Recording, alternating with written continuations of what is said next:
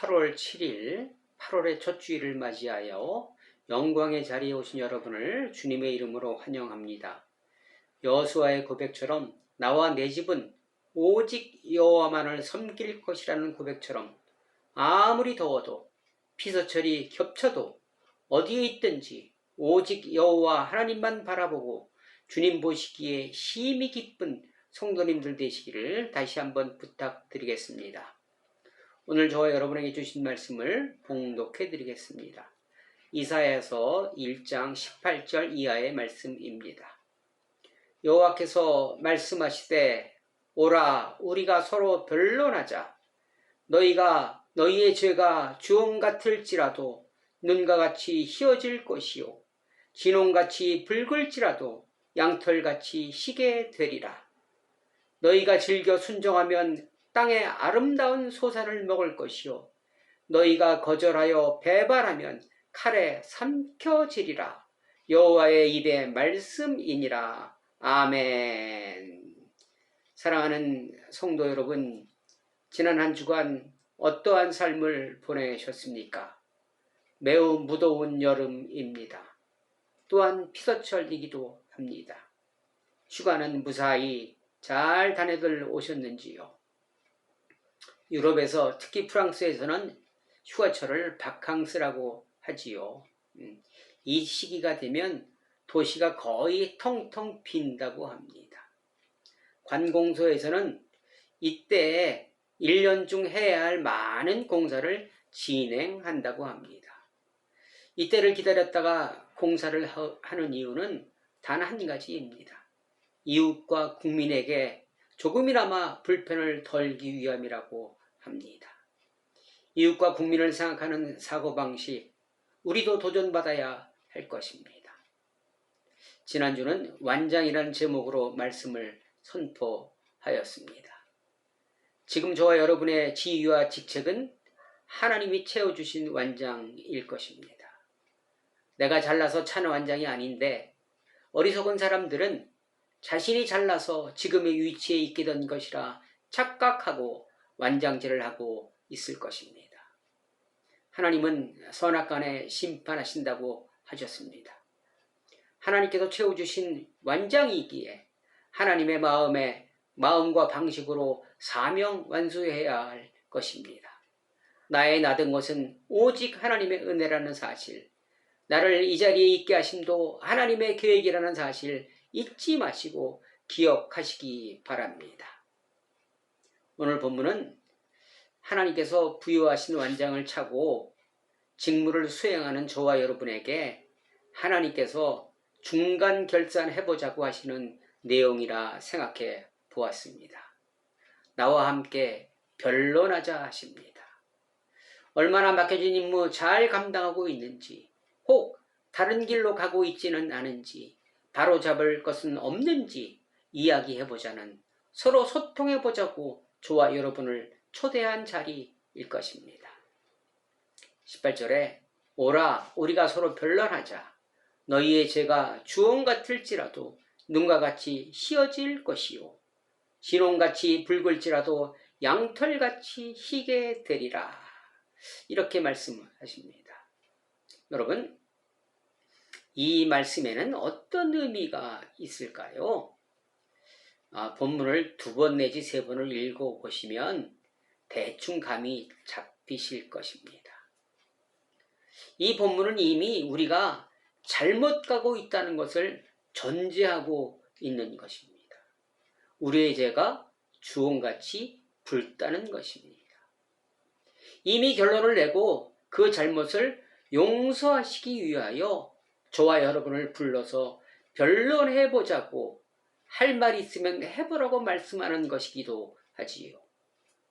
그리고 다른 전제는 하나님께서는 우리의 잘못을 불러내신 이유가, 변론하자고 하시는 이유가 우리의 잘못을 용서하시기 위해서, 새털같이 신양털같이 희게 하기 위해서, 그리고 새로운 기회를 보장하기 위해서 우리를 보자라고 하신 것입니다.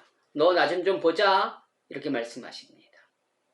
저와 여러분을 향한 크신 사랑을 다시 한번 확인시키는 것입니다. 창세기 32장에서 천사와 야곱이 분예일에서 씨름을 하지요.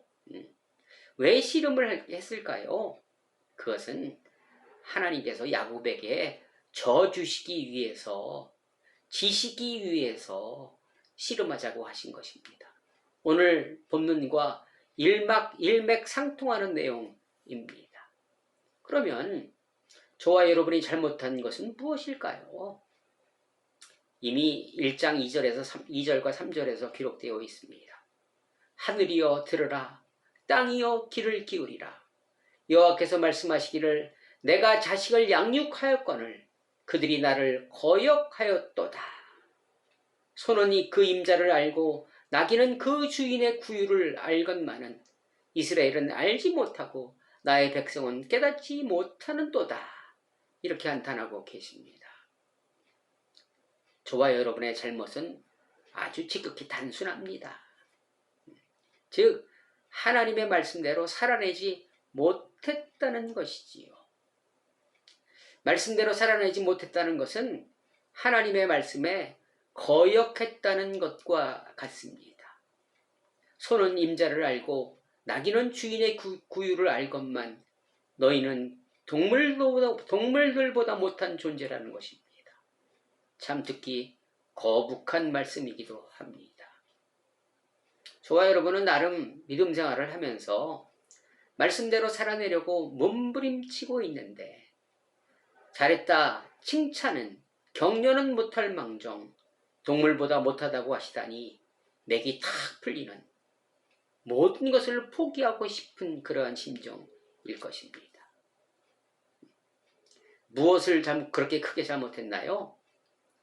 그분의 생각과 내 생각은 다른데 우리가 그것을 알지 못했기에 인정하지 못했다는 그러한 우리가 오해를 하고 있다는 그러한 생각입니다. 우리는 우리의 생각대로 우리의 주관대로 객관적으로 해석을 하고 하나님의 마음은 우리 마음과 멀어졌다는 것입니다. 여러분의 믿음 생활에 점수를 매긴다면 다니엘서에 기록된 것처럼 여러분의 믿음을 하나님의 저울에 달아본다면 그 무게는 얼마나 달릴까요? 몇 점이나 받으실 것 같으십니까? 이 질문에 아주 잘하고 있다는 분들도, 이 정도면 보통이라는, 낙제 점수는 아니라는 분들도, 잘못하고 있다는 분들도 분명히 계실 것입니다. 그러면 성경에서 하나님과 가장 많은 변론을 한 사람은 누구일까요? 누가 하나님과 이렇게 변론을 많이 했을까? 제 생각에는 욥이 아닐까 생각해 봅니다. 욥은 당대 의인이라고 했지요. 구약에 3대 의인이 있는데 그 중에 한 사람입니다. 목사고시에 나오는 문제입니다. 구약의 3대 의인을 말하시오. 목사고시에 나옵니다. 구약의 3대 의인은 노아, 욥, 다니엘입니다. 욥기 1장 1절에 보니까 그 사람은 온전하고 정직하여 하나님을 경외하며 악에서 떠난 자더라. 이렇게 기록하고 있습니다. 욥은 하나님이 인정한 의인이지요. 여러분은 욥에 비교한다면 여러분은 어떤 평가를 받으실 수 있겠습니까? 욥에게 붙은 수식어가 나에게도 붙을 수 있을까요? 아마도 거시기할 것입니다. 이런 욥에게 하나님께서 허락하신 고난이 폭풍처럼 몰려옵니다. 감당하기 어려운 고난이지요. 뭐 하나 남은 것이 없습니다. 심지어 자신의 몸에 욕창이 생겨 정말로 살아가기 힘든, 차라리 태어나지 않은 것이 복이라 할 만큼 어려움이 밀려왔습니다. 당대 의인인 욥이 29장 이하에서 자신의 한 일들에 대하여 하나님께 말하고 있습니다. 하나님께 고개 들며 이야기합니다. 12절 부르짖는 빈민과 도와줄 자가 없는 구하를 내가 건졌음이라. 내가 의를 옷으로 삼아 입었으며 나의 정의는 겉옷과 모자 같았느니라. 나는 맹인의 눈도 되고 다리 저는 사람의 발도 되고 빈궁한 자의 아버지도 되며 내가 모르는 사람의 송사를 돌보아 주었으며 불의한 자의 턱뼈를 부수고 노획한 물건을 그 이새에서 빼내었느니라. 이렇게 자신의 행한 일을 하나님께 당당히 고백하고 있습니다. 여러분, 이 욥이 한 일은 과히 대단한 일이었습니다. 그 누구의 행함에도 비교할 수 없는, 극찬할 수 없는 일들이었습니다. 부르짖는 빈민과 도와줄 자 없는 고아를 도와주었다는 것입니다. 물에 빠진 사람을 구해 주었다는 것입니다. 자신에게는 아무런 이득이 없는 일을 이웃을 위해 꾸준히 삶의 일환으로 살아냈다는 것입니다.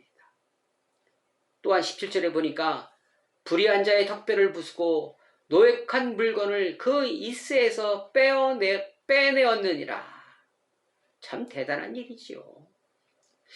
요즘 이런 일을 하면 칭찬 들을 수 있습니다. 당연히 칭찬해야죠. 그러나 이런 일에조차 색안경 쓰고 보는 사람도 있습니다. 아니, 저 사람 저거 자기한테 아무런 이익이 없는데 저렇게 하는 걸 보니까 무슨 꿍꿍이가 있구만. 혹 국회의원 출마하라는 거 아니야? 그 밑작업하는 거 아니야? 하면서 말입니다. 또 다른 사람은 물에 빠진 사람 구해주었더니 보따리 내놓으라 한 사람도 분명히 있었을 것입니다. 며칠 전 교회에서 이런 일이 있었습니다. 잘못 온 택배를 내가 모르는 이름이 왔더라고요. 근데 교회이기 때문에 전국에서 여러 사람들이 제 앞으로 택배를 보내줍니다. 그래서 확인을 했지요, 뜯어서. 그래서 그냥 관심 없이 옆에다 그냥 놔뒀는데 어느 전화가 와서 그게 자기 거라는 거예요. 그러면서 왜 확인했느냐, 왜 뜯었느냐 하면서 시비를 시작했습니다. 아무리 설명해도 그 사람들의 목적은 다른 것에 있었기에 진짜 곤욕을 치렀습니다. 사도 바울은 어땠나요? 우리가 생각할 때 사도 바울도 하나님께 충성된 사람이라고 생각하지 않습니까? 바울을 담임 목사로 청빙하면 어떨까 싶을 정도입니다. 그 교회는 얼마나 부흥이 잘 될까, 얼마나 영적으로 풍부해질까라는 생각을 해봅니다. 사도행전 16장에는 빌립보 교회의 탄생 배경이 기록되어 있습니다. 6절에 보니까 성령이 아시아에서 말씀을 전하지 못하게 하거늘 그들이 부르기아와 갈라디아 땅으로 건너가 무시아 앞에 이르러 비두니아로 가고자 애쓰되 예수의 영이 허락하지 아니하시는지라. 이렇게 기록되어 있습니다. 사도 바울은 본인의 생각에 아시아에서 복음을 전하는 것이 옳은 일이라고, 그래서 아시아에서 복음 전하기를 굉장히 기대했고 고대했습니다. 그 아시아에 가려고 굉장히 많이 노력했으나 성령께서 2번이나 허락하지 않으셨습니다. 할 수 없이 빌립보 땅으로 간 것입니다. 그 이유는 아시아는 베드로에게 바울은 이방 사람들을 위한 사도의 사명으로 이미 하나님이 계획하셨기 때문에 그렇습니다. 12절 빌립보에 이르니 마게도냐 지방의 첫 성이더라. 이런 말씀이 있습니다. 이 말씀은 마게도냐 땅 빌립보에 처음 도착한 곳이 아니라 마게도냐 지방에서 빌립보 지역이 가장 큰 성읍, 큰 도시였다는 것입니다. 첫 번째 큰 도시라는 그런 의미입니다. 이곳에서 자주장사 루디아를 만나서 그 집에서 빌립보 교회의 첫 예배가 시작됩니다. 루디아는 두아디라에서 온 사람이었습니다. 두아디라는 아시아 지역입니다. 바울이 그토록 가고 싶었던 아시아 지역의 사람을 만나서 빌립보 교회가 탄생한 것입니다. 이처럼 하나님의 계획은 정확하고 섬세하고 빈틈이 없습니다. 그 크고 놀라운 비밀은 사람으로서는 도저히 알 수 없는 것입니다. 혹 사람들 중에 나 다 알아. 하나님의 계획을, 하나님은 나에게 계획을 말씀하셔. 그래서 나는 모르는 게 없어. 하시는 분 있지 않습니까? 그러면 여러분 경계하시기 바랍니다. 우리는 그 사건이 지난 후에야 하나님의 계획을 알 수 있는 것이지 그 당시에는 어렴풋이 알 수 있는 것이지 알 수 없는 것이 하나님의 계획입니다. 그 실례로 사도행전 21장 이하의 말씀에 예언하는 딸들이 바울의 운명을 이야기합니다. 유대인들이 이같이 이띠 임자를 결박하여 이방인의 손에 넘겨주리라 하거늘 우리가 그 말을 듣고 그곳 사람들과 더불어 바울에게 예루살렘으로 올라가지 말라 권하니. 어떤 내용입니까? 당신 내가 기도해 보니까 당신 예루살렘 가면 죽어. 죽으니 가지 말라는 이야기입니다. 예, 맞는 얘기입니다. 그 사람들의 예언이 맞았지요. 그러나 하나님은 바울이 예루살렘으로 가서 로마까지 복음 전하는 그곳에서 춘교의 계획을 세워 놓으셨습니다. 이것을 어찌 사람이 변기할 수 있겠습니까? 사람은 일부분만 알 수 있으나 하나님의 경륜은 알 수 없는 것입니다. 욥이 하나님에게 자신의 행한 일을 말하면서 항변합니다. 이 같은 일을 했던 사람이 있느냐?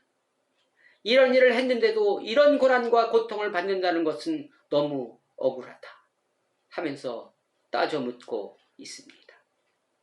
하나님이 주신 완장 잘 사용했는데 상을 주지 못할 망정 이런 일이 왜 나에게 있어야 하는가 고개를 빳빳이 들고 언성을 높입니다. 욥기 10장 2절 내가 하나님께 아뢰오니 나를 정죄하지 마시옵고 무슨 까닭으로 나와 더불어 변론하시는지 내게 알게 하소서. 할 말 많은 욥이었지요.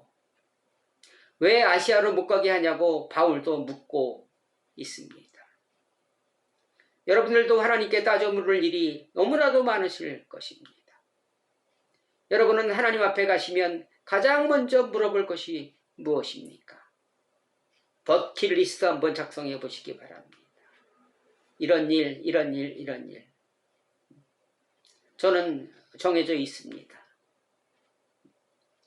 하나님 앞에 가면 저는 하나님께 물을 이야기가 저는 버킷리스트로 정해져 있습니다. 이런 욥의 질문에 하나님의 답변은 너무나도 간단합니다. 욥기 38장 2절 무지한 말로 생각을 어둡게 하는 자가 누구냐 하시면서 세상의 이치를 동물들과 천상계를 비유하시며 말씀하십니다. 바울에게는 아시아에서 온 사람을 만나게 하심으로 아시아로 가고 싶었던 바울에게 정확히 기가 막히게 응답하셨습니다. 사랑하는 성도 여러분, 이처럼 하나님은 저와 여러분을 임의대로 하나님의 경륜에 의하여 사용하고 계십니다. 민수기 23장 19절 하나님은 사람이 아니시니 거짓말을 하지 않으시고 인생이 아니시니 후회가 없으시도다. 어찌 그 말씀하신 바를 행하지 아니하시며 하신 말씀을 실행하지 않으시랴. 로마서 11장 29절에 보니까 하나님의 은사와 부르심에는 후회하심이 없느니라 이렇게 말씀하십니다. 여러분, 하나님은 틀리지 않으시는 분입니다. 저와 여러분이 지금의 상황을 알지 못하고 이해하지 못하기에 일어난 오해이며 해프닝입니다.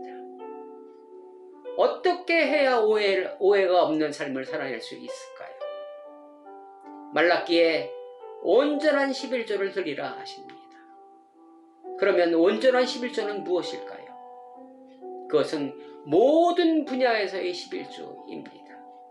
물질뿐 아니라 시간의 11조도 포함되어 있는 것입니다. 하나님을 가까이 하는 것이 나에게 복이라 말씀하십니다. 쉬지 말고 기도하라 하십니다.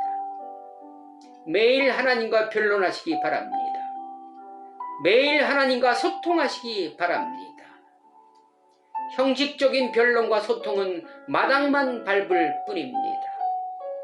본문 19절과 20절에서 아름다운 소산을 먹을 것인가 칼에 삼켜질 것인가 선택하라 말씀하십니다.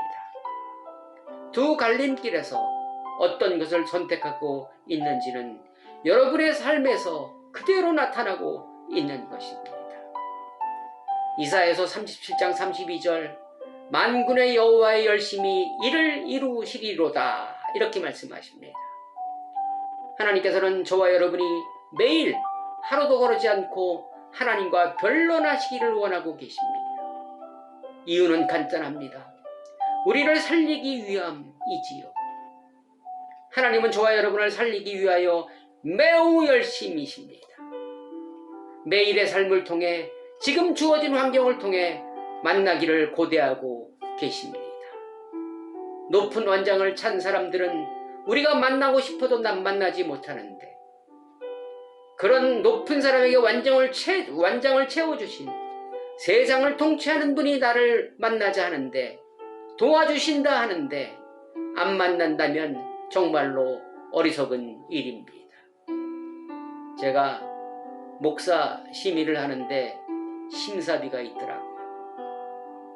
또 어떤 일로 인해서 나를 변론하기 위해서 변호사를 고용해도 비용이 만만치 않은데 우리 하나님은 무료입니다. 장소와 시간도 없으십니다. 항상 변론장은 열려 있습니다.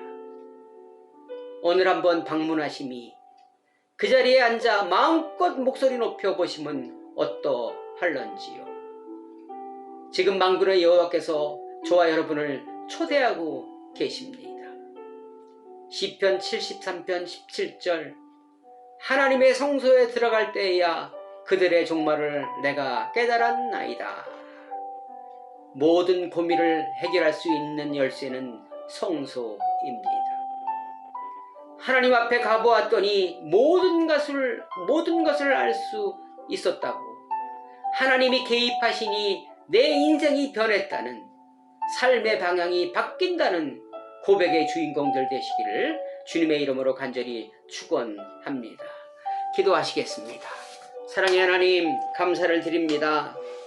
오늘 지금 이 시간 나를 위해 변론의 장을 개장하시고 나를 초대해 주시니 감사를 드립니다. 나 같은 자가 무엇이기에 이토록 큰 사랑을 베푸십니까? 그 은혜 갚을 길 없습니다. 결단하고 그 은혜 자리에 담대히 나갈 수 있는 용기를 허락하여 주시옵소서. 이제는 예수 그리스도의 은혜와 하나님 아버지의 차고 넘치는 사랑과 성령님의 감동과 역사 내조 인도하심이 담대히 변론장으로 나아가는 모든 성도님들 위해 지금부터 영원히 함께할지어다. 아멘. 사랑하는 여러분, 지금 우리의 형편이 많이 위태롭지요. 완장찬 분들의 행실에 민초들이 등을 돌리고 있습니다. 나라의 위상이 추락되고 있습니다. 이럴 때 힘들어지는 것은 민초들입니다. 완장찬 분들을 위하여 우리가 기도해야 합니다. 나를 위해서입니다. 꼭 기도하시고 더운 여름 잘 보내시기 바랍니다. 여러분 사랑합니다. 사랑합니다. 사랑합니다. 다음 주에 또 뵙겠습니다. 한 주간 승리하세요.